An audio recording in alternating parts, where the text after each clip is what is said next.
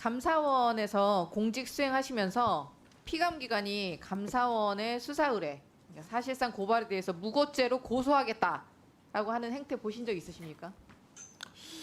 뭐 저는 겪은 적은 없습니다만 뭐 감사 관련해서 감사받는 쪽에서 감사관을 뭐 고발하거나 이런 케이스가 뭐 아주 드물게는 있었던 것 같습니다. 네. 심지어 국회에서 그런 일이 벌어졌는데 국정 시스템이 처참하게 망가지고 있습니다. 헌법이 국회에 부여하고 국민이 투표로 위임한 국정에 대한 감사권을 이 정도로 오만방자하게 우롱하고 있는 정권이 역대 처음이지 않을까 싶습니다. 김태규 직무대행이 불법이라고 규정할 정도에 이르려면 부정한 이득을 취하거나 부정한 청탁을 받고서 이사를 선임해야 한다면서 말장난을 했습니다. 사무처장, 행정의 기본은 무엇입니까? 법과 규정에서 정한 절차를 위배하면 위법하고 불법적인 행정 처분이 되는 것 아닙니까? 감사원에서 절차를 위반해도 부정한 청탁이 없으면 아무 문제 없다. 그렇게 감사했습니까? 부적절하지만 불법은 아니다. 공직자가 어떻게 이렇게 뻔뻔스러운 말을 뱉을 수가 있습니까? 방통위의 공직 윤리를 어디까지 떨어뜨릴 수 있을지 참 참담합니다. 사무처장님, 이진숙 위원장과 김태규 직무대행은 결격 사유인 당적 조회도 없이 이사진 선임했습니다. 맞죠? 맞습니까? 당적 조회는 뭐 이미 김영관 기획조정관이 증언하신 내용입니다. 조회 없었다고. 맞죠? 당적 조회는 저희들이 했죠. 결과를 받지 못했죠. 답을 뭐 저쪽에서 결과 기한 없이 내로 안 심의를 줬던 진행하셨죠. 거고요. 예, 예. 그러니까 같은 말입니다. 전체 회의에서 후보자들에 대한 심사도 이루어지지 않았습니다. 맞습니까? 당시에 이진숙 위원장과 김태규 직무대행이 의견 조율 없었다라고 이미 증언 나와 있습니다. 맞죠? 의견 조율 과정은 없었다. 근데 뭐 그거는 위원회 때 얘기고요. 그 전에 뭐 네, 두 분께서 알고 말씀을 있습니다. 나누셨을 수도 있을 김태규 거라고 직무대행께서 생각합니다. 말씀하셨어요. 점심 도시락 먹으면서 논의를 했다라고 예. 증언하셨습니다. 예. 무슨 논의를 했습니까? 그 자리에 계셨습니까? 그 뭐 두 분이서 무슨 논의를 했는지 제가 뭐 알 방법은 없죠. 예. 점심 먹으면서 한 논의 외에 다른 시간대에 논의 이루어진 적 있습니까? 그 부분도 저는 뭐 잘 모르겠습니다. 예. 이진숙 위원장 본인에 대한 기피 신청까지 완벽하게 위법하게 셀프 각하 처분을 했습니다. 맞죠? 예, 그런 걸로 알고 있습니다. 예. 사무처에서 셀프 각하해도 된다고 보고했습니까? 그건 저희가 뭐 보고를 드리거나 건의를 드릴 사항은 아닌 것 같습니다. 그럼 뭐 그렇게 해서 뽑힌 박문진의 이사진의 면면은 어떻습니까? 이진숙의 멋쟁이 바보 임무영은 물론이고 위원장 본인이 친분이 있다고 증언했던 사람들까지 무더기로 이사로 선출되었습니다. 제가 이진숙 위원장에게 방통위원장 지명 이후에 임무영 전 검사와 연락한 적 있냐고 물었었는데 답변을 회피했었습니다. 사적 이해관계가 있는 자에게 부정한 청탁을 받는 등의 문제가 발생할 가능성이 높아 이를 방지하기 위해서 회피, 기피, 재척 제도가 도입된 거 아닙니까? 비리 소지가 있으면 응당한 처분이 있지 않겠나 싶다.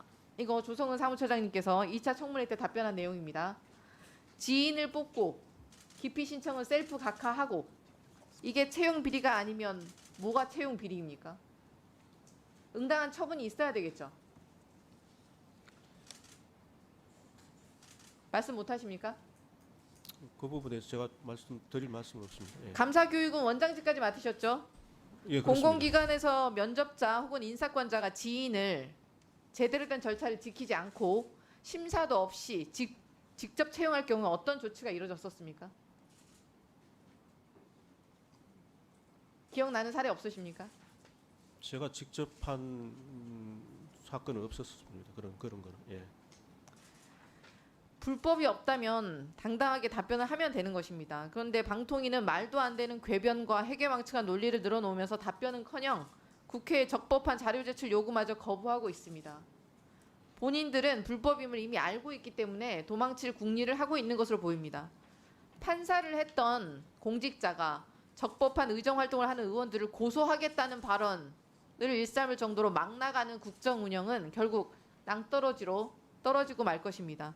지금은 검찰 독재 정권이라 그 누구도 본인들의 불법을 수사하지 않을 거라는 자신감에 이렇게 오만방자한 행태를 계속하고 있지만 과연 그 권력이 언제까지 이어질 수 있을지 깊이 고민해 보시길 바랍니다.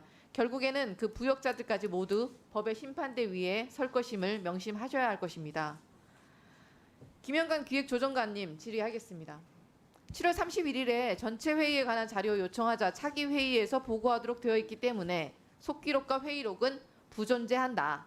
이에 안건 관련된 내용도 속기록과 회의록과 일체를 이루는 것이니 제출하지 않겠다.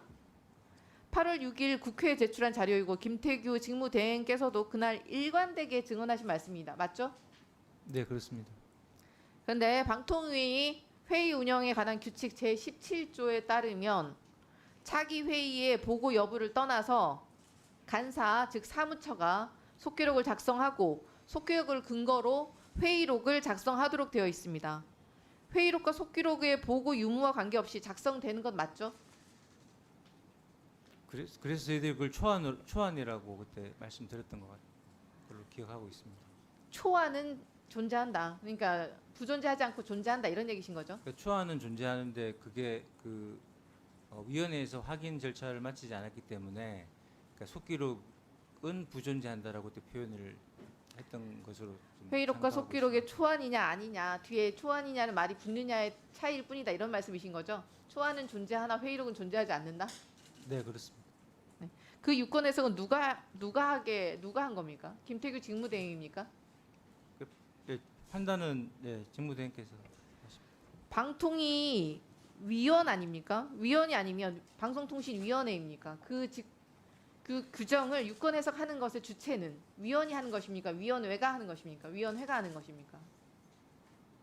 당연히 방송통신위원회가 유권 해석해야 되는 거 아닙니까? 그러니까 위원장의 권한이 있고 위원회의 권한이 있고 이렇게 나눠져 있는데 네, 통상 그런 부분은 이제 위원장께서 위원장의 보통, 권한입니까? 보통 하셨던 것으로 생각합니다. 안건 관련된 내용이 속기록과 회의록과 일체를 이룬다는 해석을 김태규 직무대행이 그러니까 위원장 자격으로 하실 수 있다 이런 얘기신 거죠? 그 이전부터 그렇게 그 해석을 그때 했던 것 같습니다. 네, 알겠습니다. 기획조정관 청문회 전에 법률 자문 내역 로펌 이름까지 포함된 자료 제출하겠다는 보고 받으셨죠? 로펌에 이름 명시되어 있는 자료를 제출하겠다고 보고 받으셨습니까? 언제 보고를 받으신 거예요? 법률 자문 내역을 저희 의원실에서 제출하라고 했을 때 로펌 명 가리고 주셨는데 로펌 명 처음에는 적혀 있는 걸 준다고 보고 받으셨습니까? 실무자한테? 그 부분은 잘 기억이 나지 않습니다. 사실 저희가 여러 번 요청을 했는데 로펌 명을 가리고 주셨어요. 국회를 얼마나 우습게 알면 기존에 이미 다 나갔던 자료마저 공개하면 법무법인의 부담이 될 거다라는 말을 운운하며 자료 제출을 거부하셨을까 싶습니다. 2023년 8월 16일 중앙일보 기사가 있습니다. 해당 기사에 이미 방통위가 제출한 2017년 10월부터 2021년 10월 방통위 법률 자문 내역에 따르면 131건의 법률 자문을 LKB에 맡아왔다 이렇게 써 있고 자문 내용은 현 여권에서 반발하던 박문진 임원 해임 권한, KBS 이사 해임, 조선방송 주식거래 법률 자문 등의 내용이었다. 이게 중앙일보 기사예요. 해당 기사는 LKB가 이재명 대표를 변호했다며 민주당과 한상혁 전 위원장이 편향적 법률 자문을 받았다며 비판하는 내용입니다. 근데 불과 1년도 채 지나지 않아서 그때는 로펌명 다 명시해서 기사까지 나갔는데 방통위가 전혀 다른 말을 내뱉으면서 올해는 불법적으로 자료 제출을 거부하고 있습니다. 법률 자문은 어디서 했는지 자료 이미 제출한 바가 있는데 왜 관례 운운하며 제출을 거부한 것입니까? 당시에 이미 제출했었을 당시에 방통위원 여권 2명, 야권 1명. 그 당시에도 여권이 우위였습니다. 똑같은 여권 우위인데 1년도 채 되지 않아서 입장이 180도 바뀌었어요. 공직자들이 정치적 중립 의무 있지 않습니까? 근데 왜 정권의 불리한 내용 가리고 야당 때리기 자료는 선별적으로 여당에 제공하고 있는 것입니까? 혹시 김태규 직무대행에게 이 건도 보고했습니까? 김태규 직무대행이 로펌 이름 가리고 제출하라고 지시했습니까? 방금 말씀하신 부분을 저기 직무대행께 보고를 드리겠습니다. 김태규 직무대행이 지시를 했으면 불법을 지시한 것이고 지시를 안 했으면 기획조정관이 불법 스픽스는 말하는 언론입니다. 대세는 유튜브, 그중에서 스픽스. 좋아요, 댓글, 구독, 알림 설정. 여러분이 저희를 사랑해 주시고 우리가 여러분을 사랑하는 4가지 방법입니다.